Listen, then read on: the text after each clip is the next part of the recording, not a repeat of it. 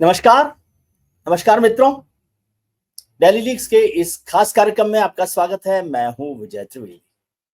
Daily leaks यानी खबरों के भीतर की खबर, खबरों के भीतर भी क्या अंदर चलता है और खबर कैसे बनती है, इस सब पर हम लोग बात करते हैं आर राजागोपालन साहब से, जिनका 40 साल से ज्यादा का पत्रकारिता का अनुभव है और राजनेताओं के अंदर अंदर तक घुसे हुए वो राजनीति में है।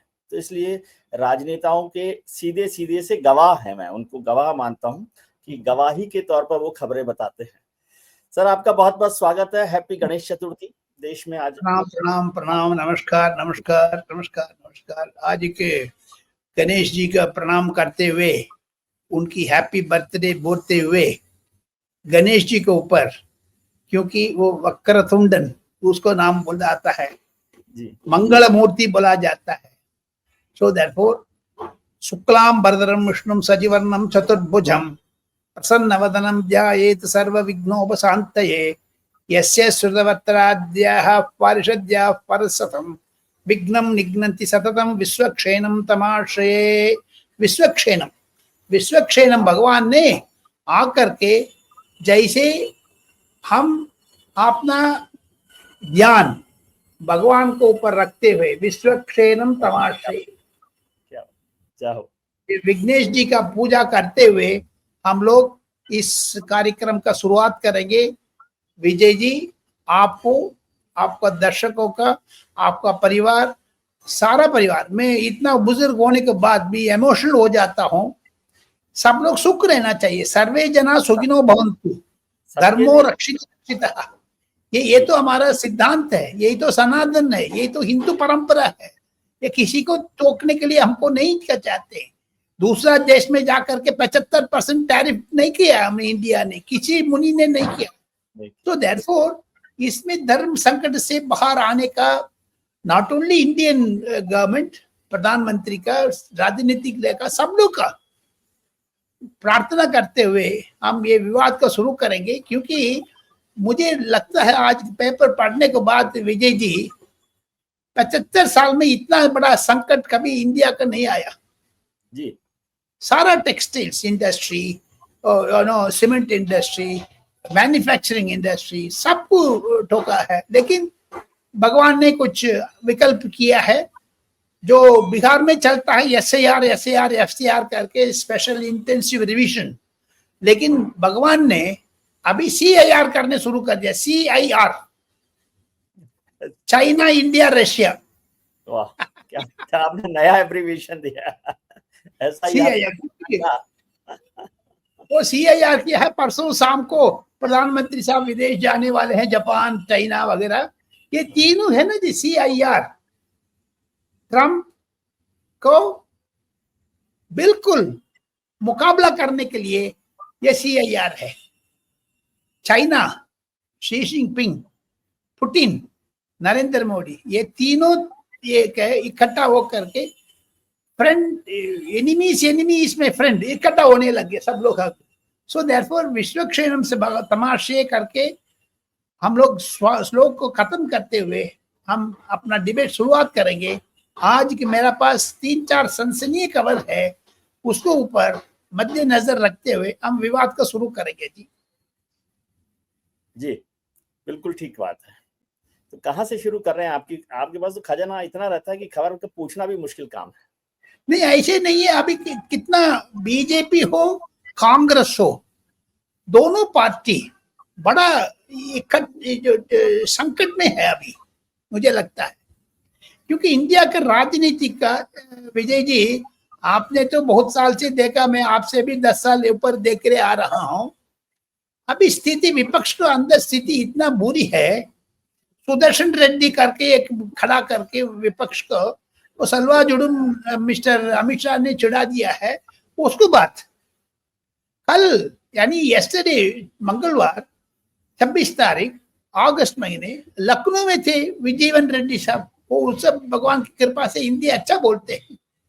वो नेताजी को याद करते हुए, मुलायम सिंह यादव साहब का, वो कह रहा, अखिलेश यादव ने मुझे फोन करके बोला, आप आ जाओ, आप खड़े हो जाना। अखिलेश यादव का जीवन रेड्डी का क्या संबंध है? कौन जोड़ा है उसको? जोड़ा इसको पीछे क्या शक्ति है? जीवन रेड्डी साहब का, सॉरी सुदर्शन रेड्डी साहब का मुलायम सिंह यादव साहब से क्या रिश्तेदारी था? अखिलेश यादव के पास क्या है?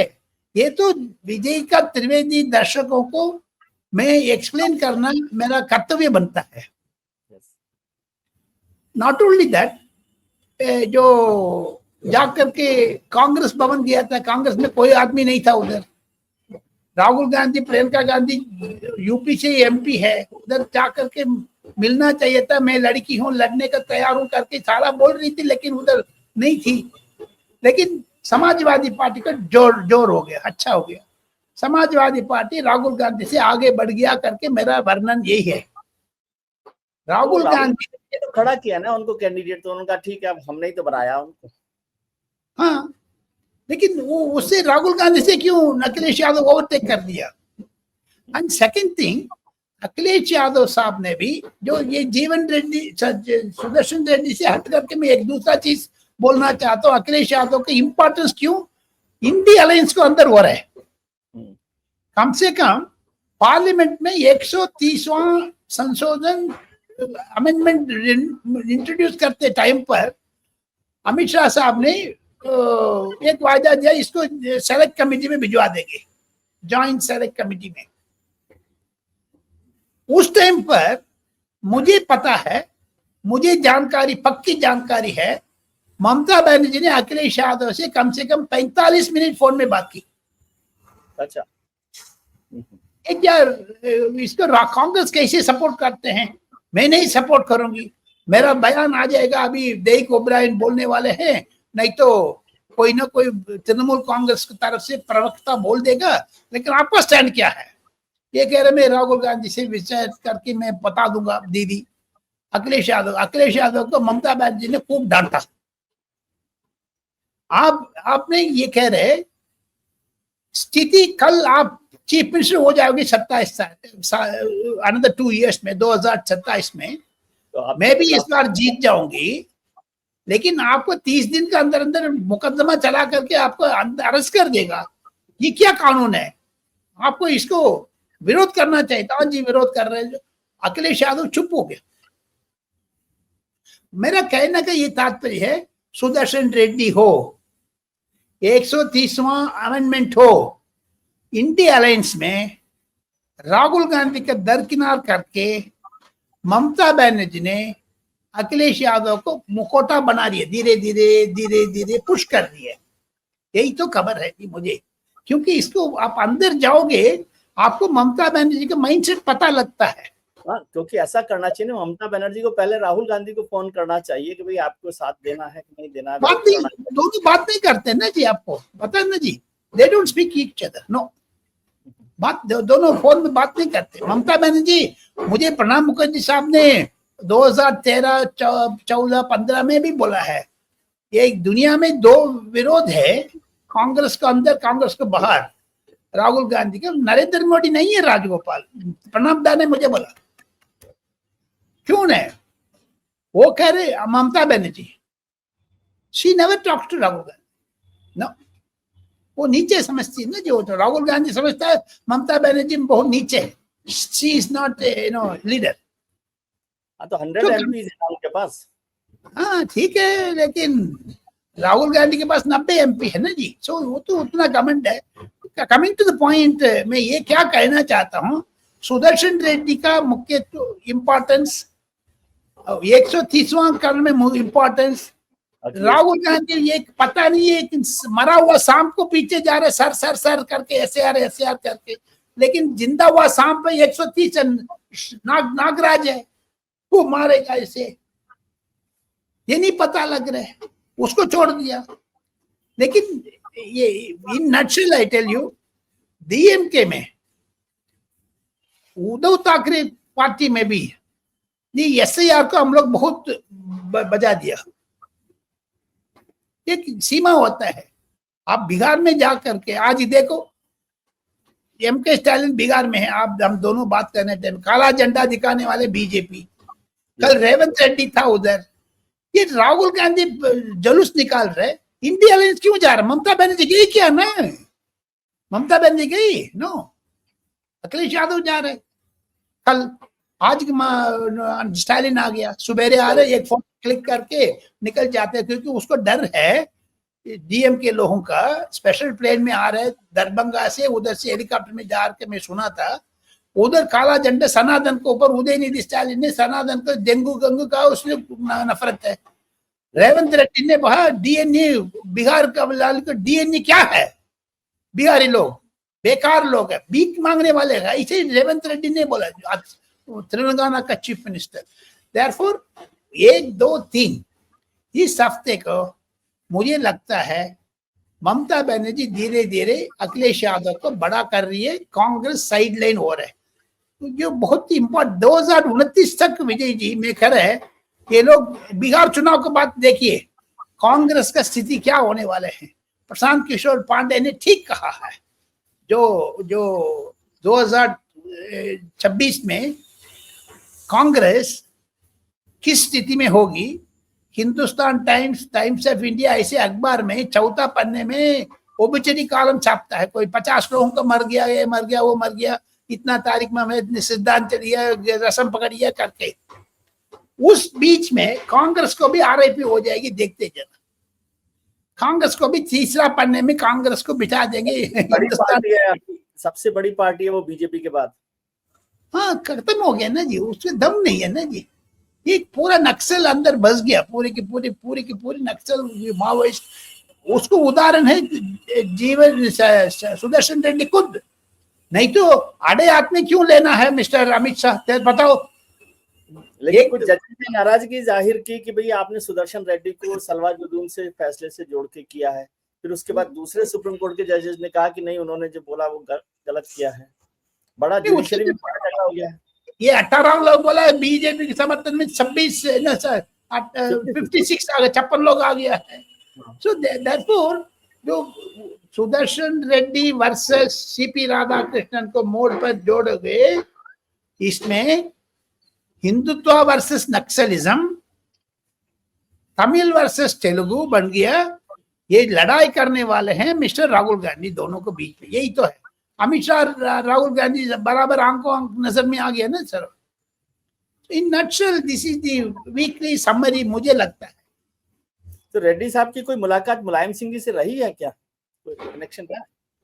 बहुत पहले एक वकील है, उसकी नाम आपको भी जानते हैं, कपिल सिब्बल। इन्होंने तो दोनों को इकट्ठा किया है।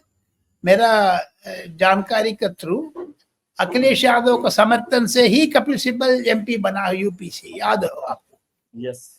सो उनके नेताजी को स्मरण करने में कपिल सिब्बल का श्रेय बहुत है। लेकिन इसके सुदर्शन रेड्डी के बीच में सलवार जुडुम नहीं है, कपिल सिब्बल नहीं है, अभिषेक मनु सिंघवी नहीं है, बाकी लोग भी है। छत्तीसगढ़ में जो आपको याद होगा, सलवार जुडुम टाइम पर पत्रकार में उनकी वाइफ भी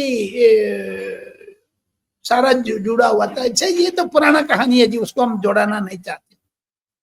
तो ये नक्सल इशू बनेगा क्या अभी वाइस प्रेसिडेंट इलेक्शन में? क्योंकि अमित शाह जी ने कहा कि भाई नक्सल तो खत्म हो जाएगा 2026 में, तो नक्सल अमित शाह जी के बहुत क्लोज इशू है।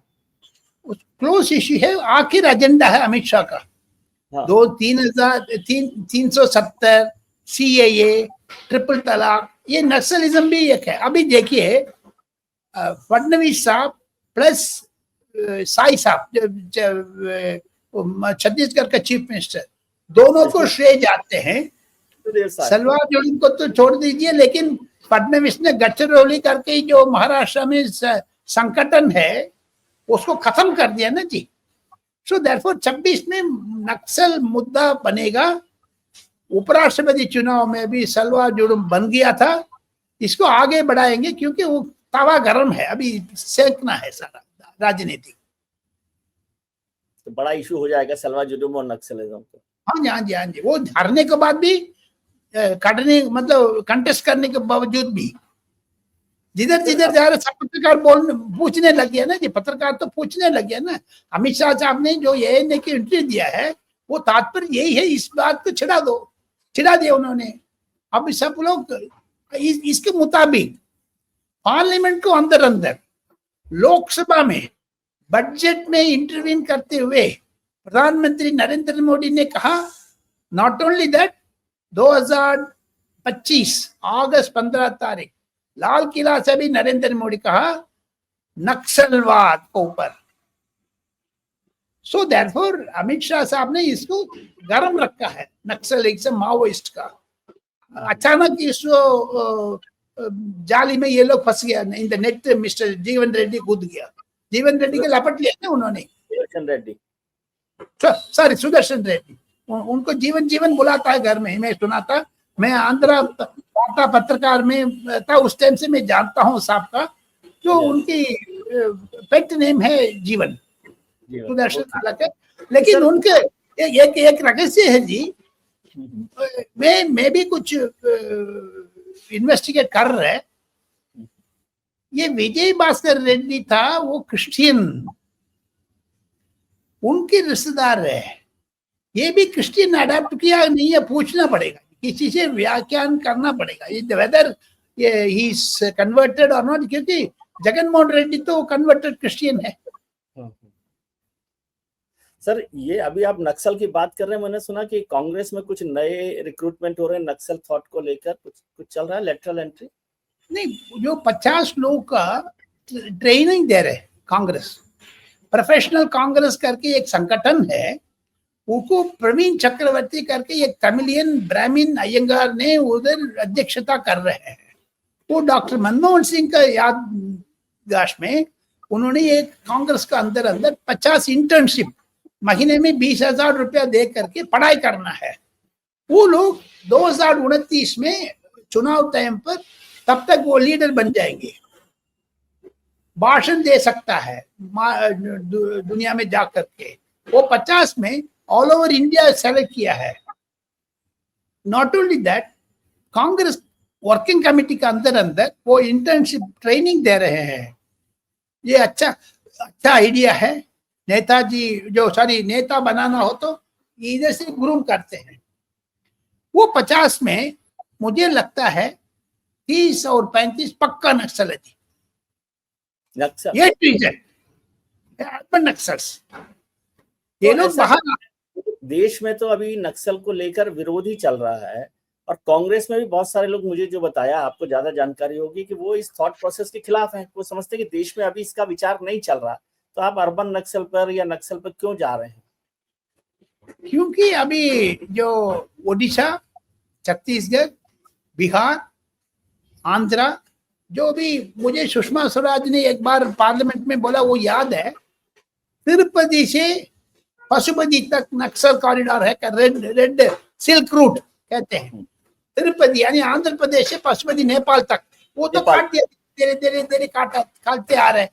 नाउ कांग्रेस ने इसको पुनरुद्धारण कर रहे, जीवित कर रहे, क्योंकि जो अफीम, पॉपी कल्चर, ये सारा आजकल नए शुरू हो गया है।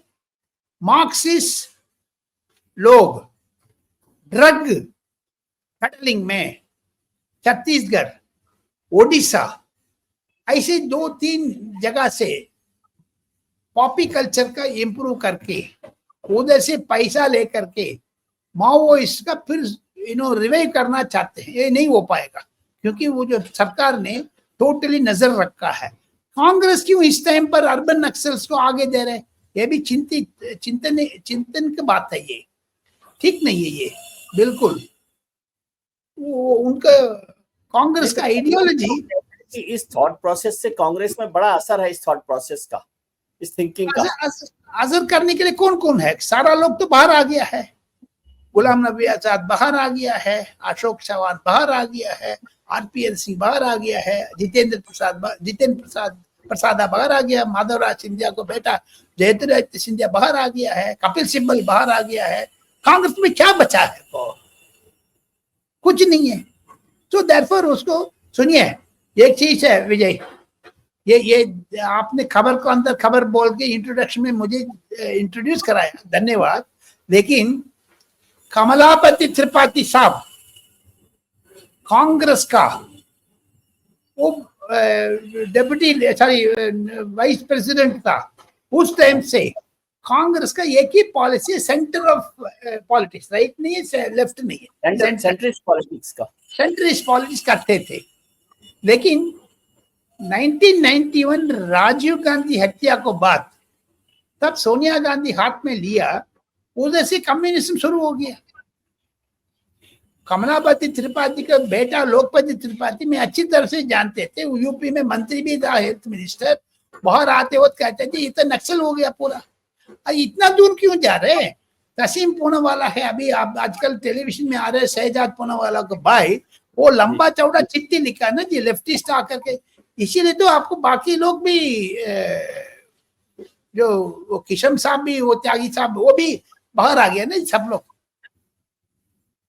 सो देयरफॉर इंटर्नशिप में कुछ नहीं होगा जी। कांग्रेस में जो पैसा है, 50,000 करोड़ रुपया का प्रॉपर्टी है कांग्रेस का, जो नेहरू भवन, सर स्टेट में जितना जितना किराए आते हैं, कितना रेंट आते हैं, उतना उतना रियल एस्टेट प्रॉपर्टी है, वो तब तक हजम नहीं होगा खा करके। कांग्रेस ऐसी जिंदा रह करके सारा अर्बन नक्सल को फॉर्डर दे देगा। लेकिन कांग्रेस में तो ये चल रहा है। आजकल बीजेपी में क्या चल रहा है सर? अभी तो सरसंघ चालक साहब दिल्ली में हैं, 3 दिन के लिए लेक्चर सीरीज कर रहे हैं। फिर प्राइम मिनिस्टर आपने बताया कि जापान चाइना जाने वाले हैं। तो ये जो आपके जेब में पॉकेट में पर्ची रखी है बीजेपी प्रेसिडेंट की, वो कब खुलेगी? सितंबर 9 तारीख उपराष्ट्रपति का चुनाव है। तब तक प्रधानमंत्री साहब ने जो ट्रंप से निपटा दिए हो गए, तब तक पुतिन से, शी जिनपिंग से इंटरनेशनल पॉलिटिक्स खत्म करके वापस आगे होते 9 तारीख के बाद। 17 तारीख साहब को बर्थडे है, उसको दरमियान एक प्रेसिडेंट बीजेपी अध्यक्षता नहीं करने वाले मैं सुनने आ रहे हैं। लेकिन ये बिल्कुल नेगेटिव पॉइंट है। बीजेपी सुधरना चाहिए इसी से, क्योंकि बीजेपी का मुखौटा जो कहते आ रहे हैं, मिस्टर मोहन भागवत सर संचालक का स्पीच कल भी मैं सुना था, आज भी है, कल भी है। तो तीनों दिन में वो लोग कर रहे हैं। इसका अलावा जोधपुर में भी सितंबर 6, 7, 8 तारीख कर रहे मीटिंग, कोऑर्डिनेशन मीटिंग है। कोऑर्डिनेशन 2 इंपॉर्टेंट है। उनकी बात शायद सुलझ जाएगा, क्योंकि ट्रंप का प्रेशर है। आरएसएस गाइडेंस से ही प्रधानमंत्री कुछ बाहर आई। इसीलिए तो प्रधानमंत्री कल गुजरात में बोला ना जी, सारा दुकानदार जा करके I sell only Indian goods, swadeshi खरीदते करके। That is the root cause. मुझे SIR की जगह CIR हो गया, लेकिन हम तो चाइना पे भरोसा कर सकते हैं? Can we trust China? अभी तक तो बीजेपी सरकार नेहरू जी को इसलिए गाली देती थी कि वो हिंदू चीनी भाई भाई करके गड़बड़ किया, और अब आप फिर चाइना के साथ जा रहे हैं भाई बनाने। हाँ, आपने तो विजय त्रिवेदी, आपने हमारा दर्शकों को गुमराह कर दिया आपने एकदम। क्योंकि बीजेपी ने चेबीनी चाय बाय बोल रहे, ठीक है, लेकिन कांग्रेस ने क्यों उल्टा ट्रंप को पीछे फंस गया? ये बताओ, राहुल गांधी का ट्रंप से क्यों हाथ मिला रहे? वो तो लायर कहा था पार्लियामेंट में, अगले दिन बोल रहे इंडियन इकोनॉमी बैड है, वो बिल्कुल डेड है। राहुल गांधी ने हाँ हाँ हाँ हाँ हाँ, वो पीछे जिंग जिंग जिंग जिंग चक जिंग जिंग भजन मंडली शुरू कर दिया। कांग्रेस क्यों ट्रंप को पीछे गया? क्योंकि पाकिस्तान है। कांग्रेस, पाकिस्तान, ट्रंप, वो भी TRP बन गया है। ट्रंप तो कांग्रेस पाकिस्तान के साथ है। Therefore, दोनों तरफ में बदलते आ रहे हैं ना जी। So therefore it's an evolving situation. इसमें तो मैं 15 दिन पहले, should we trust China? आपसे मैं समझना चाहता हूं। I'm coming to the point. 15 दिन पहले मैं जयशंकर साहब से कुछ एक्सचेंज ऑफ आइडियाज में मिलने को मौका मिला। वो कह रहे थे चाइना को तो हम लोग ट्रस्ट नहीं कर पाए। मैं चाइना को एम्बेसडर रह चुका हूँ फॉरेन सेक्रेटरी टाइम पर, लेकिन अभी एनिमी इज योर फ्रेंड। मौका उठाना है, नहीं तो धड़ाधंग पिछले 15 दिन का अंदर चाइना का हवाई जहाज जाने के लिए 8 जगह से, इंडिया से, बंगलुरु से, हैदराबाद से, मुंबई से, दिल्ली से, इवन कलकत्ता से चाइना का प्लेन उड़ा रहे आप। वीसा फ्री कर दिया है। बॉर्डर स्टेट्स में हिमाचल प्रदेश, उत्तराखंड, जम्मू कश्मीर ऐसे बॉर्डर स्टेट्स में चाइनीज इंडस्ट्री आने के लिए हमारा खुफिया एजेंसी का इन्वेस्टिगेशन जरूरत नहीं है करके खोल दिया। सो देयरफॉर चाइना अंदर आ रहे हैं, वो जरूर हेल्प करेगा। चाइना भी पाकिस्तान को दूर हो गया, वो भी सोच लो। सो देयरफॉर ये CAR is going to create a major problem for Congress. देखते ही जाइए, बड़ा हो जाएगा और इंडिया के लिए फायदेमंद होगा। इंडिया के वही तो नेशन फर्स्ट करके नरेंद्र मोदी ने कर रहे। विनायक चतुर्थी का, गणेश जी का प्रणाम करते हुए वो अच्छा होना चाहिए करके हम भी प्रार्थना करना चाहिए, क्योंकि India is undergoing a very धर्म संकट में बहुत मुश्किल से फंसा हुआ है इंडिया, बहुत मुश्किल से, क्योंकि हम लोग ऊपर तीसरा स्थान पर आ गया। ट्रंप का आंख में ये परेशानी हो रही है। ट्रंप साहब के साथ अब कुछ होगा कि नहीं होगा? नहीं होगा, धीरे धीरे होगा, नहीं होगा अलग बात है। लेकिन अभी हम विस्तार से एक तीसरा स्टोरी के ऊपर मैं ध्यान आकर्षित करना चाहता हूँ, जो कांग्रेस का अंदर अंदर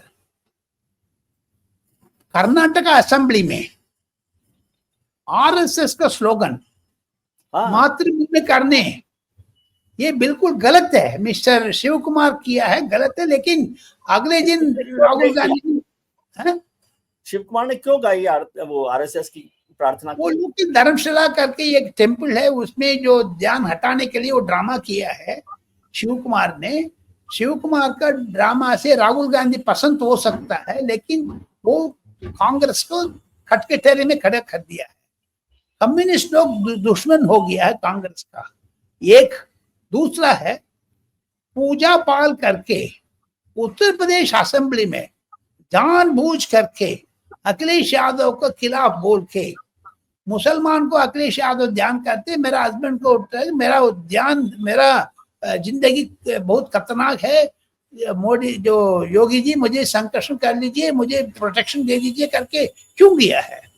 तीसरा, मध्य प्रदेश में जितना औरत लोगों के लिए बदनाम किया है जी तिवारी, जो मध्य प्रदेश का कांग्रेस का अध्यक्ष, ये प्रियंका गांधी क्या कर रही है?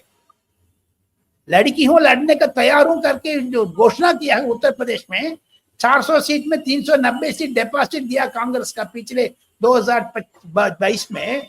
अभी क्या होगा? पर ये व्हाट इज हैपनिंग, ये देखना पड़ेगा ना जी। मुझे लगता है शिव कुमार, रूपा पाल, जी तिवारी, तीनों अब देखोगे something is happening in Congress. Something. उसमें एक और खबर आई थी कांग्रेस में मध्य प्रदेश से कि वो ज्योतिरादित्य सिंधिया और कमलनाथ और दिग्विजय सिंह क्यों छोड़ा। ज्योतिरादित्य सिंधिया ने और बोला कि नहीं दिग्विजय सिंह की वजह से छोड़ा, फिर कहा कि कमलनाथ की वजह से छोड़ा, और कमलनाथ ने कहा कि सरकार तो वही चला रहे थे। ऐसा कुछ है क्या? है ये अंदर का मसला? ये मुझे मध्य प्रदेश पॉलिटिक्स में जानबूझ करके ये तीनों घुमाते रहते हैं जी। 3 में तो 2 बाहर आ गया है। ये तो मिस्टर ज्योतिरादित्य सिंधिया थे, अभी अनदर 15 साल का अंदर अंदर एक चीफ मिनिस्टर बनने की उम्मीद पर बैठा है। कमलनाथ को बहुत बुजुर्ग हो गया जी। कमलनाथ, मल्लिकार्जुन करके ये लोग, राहुल गांधी इंतजार कर रहे हैं कब तक ये लोग निकल जाएंगे करके, कि Kamal Nath is out of question. Kamal Nath अंग्रेजी में कहावत है डेड डूड करके, उसको हिंदी अनुवाद नहीं आता मुझे, खत्म हो गया। Sir that Digvijay Singh next year उसको राज्यसभा खत्म हो गया, फिर उसको दान नहीं करेंगे सारा। दिग्विजय सिंह का इतना मशहूर नहीं ले रहे आजकल, लेकिन उस टाइम पर मुझे लगता है दिग्विजय सिंह से बीजेपी डरने का जरूरत नहीं है। कमलनाथ खत्म हो गया मध्य प्रदेश में, लेकिन जिसको अंदर अंदर एक दूसरा चीज, मध्य प्रदेश तो बीजेपी के कंट्रोल में शुरू से है, शुरू से आगे भी रहेगा, लेकिन मुझे नए चीज शुरू हो रहे हैं, उसी से मैं चिंतित हूं। क्योंकि कांग्रेस का बीजेपी का अंदरूनी मामले में दखल अंदाजी करने के लिए प्यार है शुरू से। मुझे अरुण जेटली साहब ने बहुत विस्तार से समझाया, उनको ऊपर कीर्ति आजाद को भड़काया सोनिया गांधी ने, BCCI DCCI वगैरह करके। लेकिन अभी कॉन्स्टिट्यूशन क्लब में राजीव प्रताप रूडी का कांग्रेस ने आगे करके बीजेपी को सत्यानाश कर दिया है। लेकिन उसमें अकल नहीं है सोनिया गांधी का, राहुल गांधी का, उसका फायदा उठाना है, लेकिन छोड़ दिया उधर।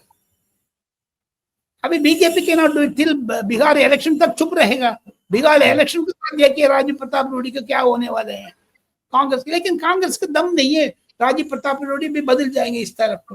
देयरफॉर दिग्विजय सिंह खत्म होने के बाद भी, कमलनाथ खत्म होने के बाद भी बीजेपी से कोई लोग ढूंढने लग रहे कांग्रेस, लाइक जो राजीव प्रताप रूडी साहब ने थैंक यू किया राहुल गांधी को जीतने के। हाँ हाँ, वो भी किया है। लेकिन अभी कल परसों 2 दिन वो प्रधानमंत्री साहब ने गुजरात में गया। गुजरात से जो मुझे रिपोर्ट, पहले बार भी मैं आपको पिछले हफ्ते भी दिल्ली लीक्स में कहा था, गुजरात हाथ से निकल जा रहे, लेकिन अभी पकड़ में आ रहे। नरेंद्र मोदी साहब 2-3 बार और जाएंगे, ठीक हो जाएगा, लेकिन कांग्रेस उधर ऊपर के नहीं आ रहे हैं, आम आदमी पार्टी आ रहे हैं। आम आदमी पार्टी आ रहा है वहां पर। वो डेंजरस है, वो डेंजरस सिग्नल है। उसके लिए मोदी साहब के पास कोई विकल्प होगा, कार्यकाल मतलब दवाई रखा होगा, कोई चढ़ाएगा, चिता मार देगा। अच्छा सर, चलिए तब आज बात करते हैं खजाने की। क्या है खजाने की? हम आखिर में हम लोग ये चीज बताना चाहता हूं, खजाना बहुत इंपॉर्टेंट है। 1978 जून जुलाई दरमियान, मुझे याद नहीं है डेट, मैं भानु प्रताप सिंह करके बस्ती, सोना, गोरखपुर, गोंडा से जो एमपी था, राजा भानु प्रताप सिंह यूपी से, उनको साथ में एडिशनल प्राइवेट सेक्रेटरी था। उसीलिए तो मैं यूपी में सब नेता को अच्छी तरह से जानते थे। उस टाइम से मैं यूपी पॉलिटिक्स नजदीक से देखते आ रहा हूँ। चौधरी साहब ने मोरारजी देसाई प्रधानमंत्री मंत्रिमंडल से मैं इस्तीफा दे रहा हूँ, राजनारायण को साथ हम लोग बीजेपी का ड्यूअल मेंबरशिप के ऊपर विवाद खड़े करके मैं इस्तीफा दे रहे करके एक चिट्ठी लिख दिया। वो चिट्ठी बीजू पटनायक साहब को दिया। बीजू पटनायक उठे है, बड़ा लंबा। चौधरी साहब का रिजिग्नेशन लेटर मोरारजी देसाई सरकार से मैं इस्तीफा दे रहा हूं करके दे दिया। वो लेटर का पब्लिसिटी दे दिया है, लेकिन वो लेटर मोरारजी देसाई से मिलके ये सारा समझा करके ये लेटर दे दो। मिस्टर चौधरी साहब ने, चरण सिंह साहब ने बीजू पटनायक का ये आदेश दिया। बीजू पटनायक साहब ने उस टाइम पर every Tuesday Wednesday cabinet meeting होते थे। अभी भी वेडनेसडे कैबिनेट मीटिंग रखता है हमेशा सरकार को अंदर वेडनेसडे ट्यूसडे में रखे, क्योंकि वो हफ्ते में बीच में है, वो इम्प्लीमेंट करना हो सैटरडे संडे को। That's why they all cabinet meetings. वो मिस्टर बीजू पटनायक साहब ने प्रेस कॉन्फ्रेंस किया। विजय जी उस टाइम पर 10 लोग था प्रेस कॉन्फ्रेंस में, 10 लोग। टीवी नहीं था, यूट्यूब नहीं था, कुछ नहीं था। मुझे कुलदीप नायर साहब ने बोला मेरा साथ चलो। कुलदीप नायर साहब का एक फिएट गाड़ी, पुराना गाड़ी था, उसमें दोनों बैठ करके बीजू पटनायक साहब घर पहुंच गया। प्रेस कॉन्फ्रेंस है, 7:30 बजे आ जाओ करके समथिंग दे सेड। हम लोग दौड़ करके क्या, सिर्फ 8 न्यूज़पेपर में, 8 इंक्लूडिंग मी, उधर बाहर आ जाए। फोटोग्राफर में 2-3, एक फोटोग्राफर परमानेंट है, आर रंगराजन करके यूएनआई में था, वो आ जाते थे, आर रंगराजन। तो हम लोग उसके तमिल में बात करने के मौका मिला। वो इंदिरा गांधी का बहुत नजदीक था, आर रंगराजन। उसका बेटा महेश रंगराजन अभी भी नेहरू सेंटर में डायरेक्टर भी रहा था। तो मिस्टर बीजू पटनायक ने वो इस्तीफा लेटर पैकेट से निकाल दिया। प्रेस कॉन्फ्रेंस में पढ़ा वो लेटर के, my dear prime minister Morarji bhai, I want to, Hindi में था, मैं इस्तीफा देना चाहता हूँ। ये आरएसएस बीजेपी ड्यूअल मेंबरशिप में हम लोग नफरत है, ये चीज नहीं चाहिए, हम लोग इस्तीफा दे रहे हैं, ये स्वीकार कर लीजिए करके चौधरी चरण सिंह लेटर दे दिया। राजनारायण लेटर दोनों हाथ में था। मिस्टर बीजू पटनायक, जो नवीन पटनायक के पिताजी ने, बहुत चेन स्मोकर था। हाँ, बहुत सिगरेट पीता था, मैंने देखा। कम से कम एक पैकेट इधर होगा, एक पैकेट इधर होगा। हाँ, पर डे 25-30 तो सिगरेट करते थे। लाइटर सामने था, वो लाइटर ले लिया और रिजिग्नेशन लेटर को लाइटर से आग लगा दिया। पढ़ने के बाद हमने सबको पढ़ा दिया, फिर वो कह रहे ये फोटो ले लो, ये सारा छपवा दो कल। ये क्या होते हैं चौधरी साहब को? सरकार का गिराने चक्कर है क्या? उस दिन से चौधरी साहब इंदिरा गांधी से मिलने गया है। 12 तुगलक रोड में इंदिरा गांधी गए थे अगस्त महीने में, सरकार गिर गया था मोरारजी देसाई का। यही तो हमारा खजाना से। हाँ, ये तो बड़ी खबर है कि कैसे वो सरकार गिरी। ग्रेट सर, यही तो मजा है राजा गोपालन साहब का कि खजाने में ऐसी खबर होती है जिससे thank you very much sir, thank you आपका बहुत शुक्रिया। मुझे लगता है कि हमारे दर्शकों को बहुत सारी जानकारी आज मिली होगी, इस सब पर हम लोग चर्चा करेंगे। आप अपना ख्याल रखिए और उनका ख्याल रखिए जो आपका ख्याल रखते हैं। अपने मित्रों, परिजनों, रिश्तेदारों के साथ खुश रहिए, स्वस्थ रहिए, व्यस्त रहिए और मस्त रहिए, और राजा गोपालन साहब की तरह से मुस्कुराते रहिए हमेशा। गणपति पप्पा मौर्य।